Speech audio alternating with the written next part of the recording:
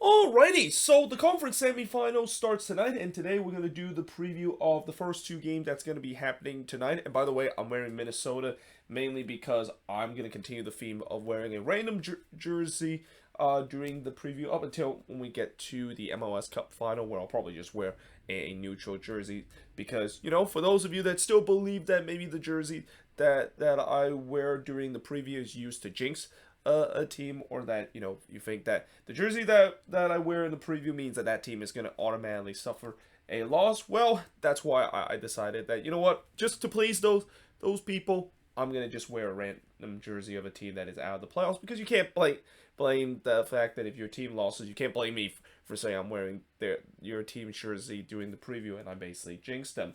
But what's interesting about the quarterfinal matchup, or the conference semifinal matchup that we're going to see with both conferences, is that there seems to be a bit of a theme in terms of these games. And the first game we're going to talk about, the doubleheader tonight, is pretty much the Philadelphia Union Derby, or as some people would say, it's Philly East versus Philly West, because, here you got the Philadelphia Union as a team, and then you got an FC Cincinnati team that is basically copying all the philosophy that the Philadelphia Union has done. I mean, after all, they basically have their former GM, former assistant head coach that is now the head coach of FC Cincinnati, and not to mention there's also been a couple of former Union player that, of course, is currently playing for FC Cincinnati. I mean, even some a minority have said this is kind of the Ray Gaddis derby, even though Ray Gaddis, he has barely appeared for FC Cincinnati, though if that he does appear in this one, it's gonna be maybe that kind of makes sense that you could say it's the Ray Gaddis derby between both of these teams. Now, this game will start at 8 p.m. Eastern, 5 p.m. Pacific, but the actual kickoff is 8:08 p.m. local time, as this game is going to be on FS1. In fact, both of these games is going to be on FS1. I believe ESPN will have their conference semifinal game on Sunday as part of a doubleheader. But in terms of the all-time meeting, it's the Union with a 5-2-1 all-time meeting over FC Cincinnati. But keep in mind, the one win that FC Cincinnati had over the Union in their history happened this year.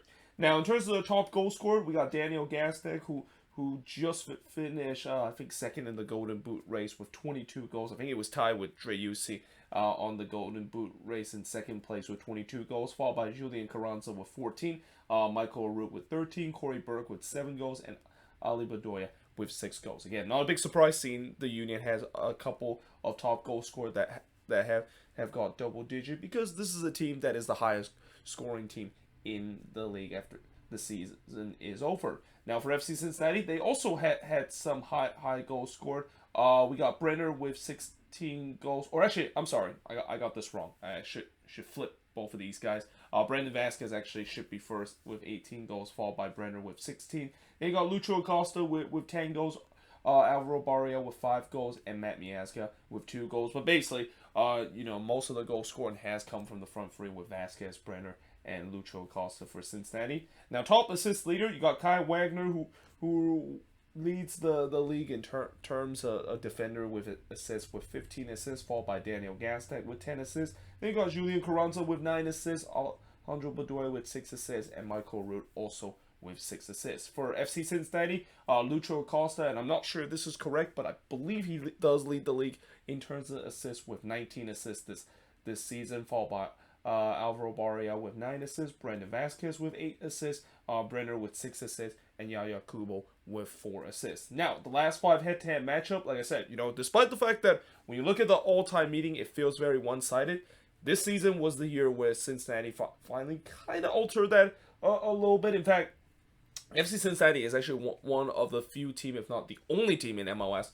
to have not lost the Philadelphia Union when it comes to when they face two matchup, because I know there are some teams that the Union have not been able to win, but that was just a single matchup. A great example of it is the jersey I'm wearing, Minnesota United. They did not lose to the Philadelphia Union this season, as they got a draw all the way back in opening day. But this is basically for teams that have played the Union twice, and for Eastern Conference team, I don't think there's any Eastern Conference team that have won against the Union twice. I might be wrong though. I think Montreal might be other team that I'm thinking of. But Cincinnati is definitely one of them. They got the 3-1 victory against the Union, arguably the best performance we have ever seen FC Cincinnati play in their franchise history. Then it was a 1-1 draw between both of these teams, a 2-0 win that the Union has against Cincinnati, a 2-1 away win that the Union has against FC Cincinnati, and then it was a 3-0 home win for the Union over FC Cincinnati. And for the Union, as much as I've talked about how they are a team that could be contending for MLS Cup this season, this is a really hard matchup to start their journey in terms of trying to reach MLS Cup. I mean, against an FC Cincinnati team, a team that that this is a team that know the Union well. I mean, again, that's why people always say this is the Union Derby. This is Philly East versus Philly West, and that a lot of the staff, including Pat Nolan, knows the style that Jim Curtin plays. That makes it a little bit difficult, and that again, this is I feel like what's also so challenging for the Union in this game isn't just because Cincinnati knows exactly how they play, but also the fact that Cincinnati is playing with house money. Like, again, from whatever happens from now on, it's going to be considered a success. I mean, this has already been a season that Cincinnati fans are over the moon. Like, they would never have expected that they're in this stage right now, let alone or be in the playoff, let alone making it into the Conference Semifinal. And now they have a chance to knock off against the team that they're well known of, and the teams that they at least had some sort of success this season. Yeah, this is why for the Union, this is going to be a really challenging task. And that, again, when you win MLS Cup, you're going to have to face adversity, and you have to face some of the toughest opponent. And you could say that this might be one of the toughest opponent that they might be facing, and if not the toughest opponent that they might be facing in the Eastern Conference playoffs. But we'll see if they can, of course, do that. Or will FC Cincinnati continue that Cinderella story? Again, every single season we tends to have a Cinderella story. We tend to have maybe a team that go deep in the playoffs that nobody expected. Last year was Real Salt Lake, made it get all the way to the conference final, and why not FC Cincinnati? I mean, they definitely has the team to do so. And I would say that in terms of talent-wise, if you compare to last season RSL to this Cincinnati team, I feel like this Cincinnati team is more prepared for. I mean, last year RSL, I mean, they have some quality player of their own, but this Cincinnati team simply has some difference maker in this team, and that again they just feels like they're built to succeed in the playoffs, and especially playing on the road, a place that they love to do throughout this season. Again, I won't be surprised they could cause a big upset in this one and knock out one of the favorites of potentially winning MLS Cup this season. Now, moving on into the next match. Well, you can probably guess what the theme of this game is. It is El Trafico between LAFC versus the LA Galaxy, which will start at 10 p.m. Eastern, 7 p.m. Pacific. But the actual kickoff is 7:25 p.m. local time, and I know there's going to be a lot of people in the East Coast that are not happy the fact that El Trafico starts very late. But again, for them to do a double header like this, especially on a Thursday, they simply had to put this game at this time. And in fact, I would argue the fact that if this game does go to extra time, then it once again creates that problem that I talked about a couple of days ago when FS1 decided to do a double header like that, and that I was worried the game was going to go to extra time, and then what's going to happen. And this could be a problem, even though the kickoff of this won't start until 7:25. If this does go to extra time, it would really suck the fact that this would be on a secondary network, because talk about El Trafico, and I'm pretty sure Fox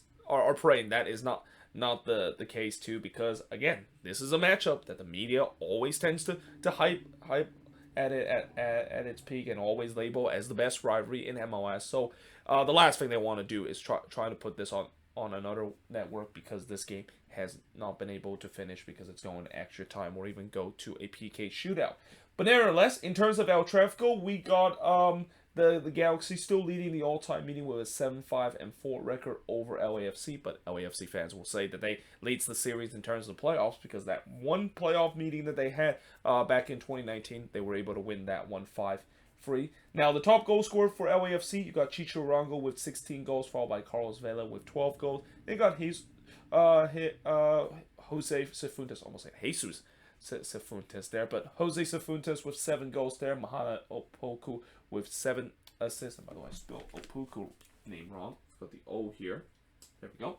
And then we got Ryan Hollinshead, who I also forgot to put the number of goals. He scored 6 goals this season. But for the Galaxy, top goal scored, unsurprisingly, it's Chicharito with 18 goals, followed by Dejan Joveljic with 11 goals. Then you got Douglas Costa with 4 goals, Efrain Alvarez with 3 goals, and Greg Bergman with 3 goals so far for the Galaxy. Or not Greg Bergman, Gaston Bregman there.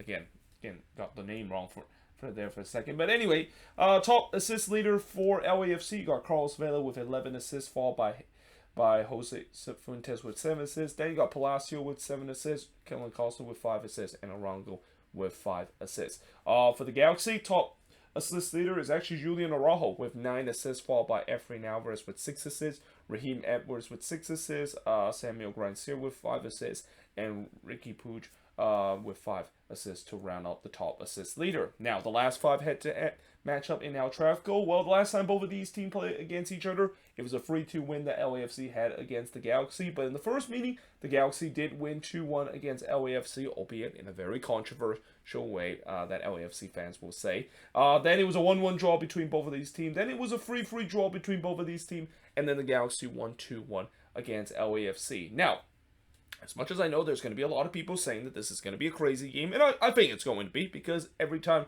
when you see an El Trafico, well, I wouldn't say every time, but most of the time when you see an El Trafico, tactics are basically thrown out of the window. Like, you know this game is going to be end-to-end. You know that this game, there's going to be a ton of chances, and there could be times where the scoreboard could be pinball, like what we saw in the playoff series between both of these teams. But I will say this.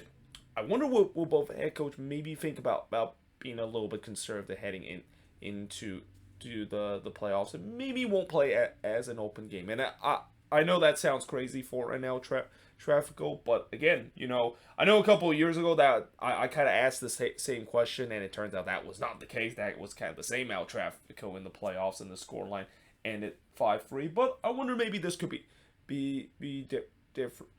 Especially with the way that, you know, back then the 2 head coach that was coaching that El Trafico is no longer there. Brantley is Bob Brantley is no longer there, and for the Galaxy, I believe wasn't that Scaleto team that led that? I think it was Scaleto that led that team there. He's no longer there. So again, this will be interesting to see how both head coach will play this game, knowing the fact that you know this is not like the regular season where it's okay to maybe play an open game, because yes, you want to win out El Trafico, and that if you lose that one, it will suck, but it's not like the end of the world. This is kind of is, well, I wouldn't say the end of the world, but more like the end of the season for them. So maybe we'll see a much tighter El Trafico.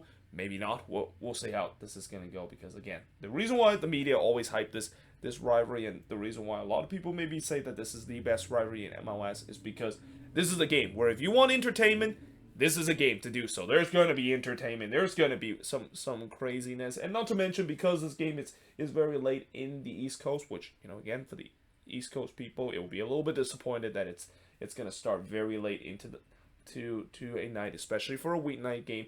That's what makes it special. It's MLS After Dark energy. I have a feeling there's going to be a lot of that in this one between the two LA teams. But either way, hope you guys enjoyed this video. If you do, make sure you guys leave a like, smash the subscribe button. Let me know in the comments below what do you think of both of these games, and let me know in the comments your prediction for who is going to be moving on to the conference final out of both of these games, or out of all 4 of these teams. But yeah, hope you guys enjoyed this video. If you do, make sure you guys leave a like, smash the subscribe button, and yeah, I of course will see you guys next time.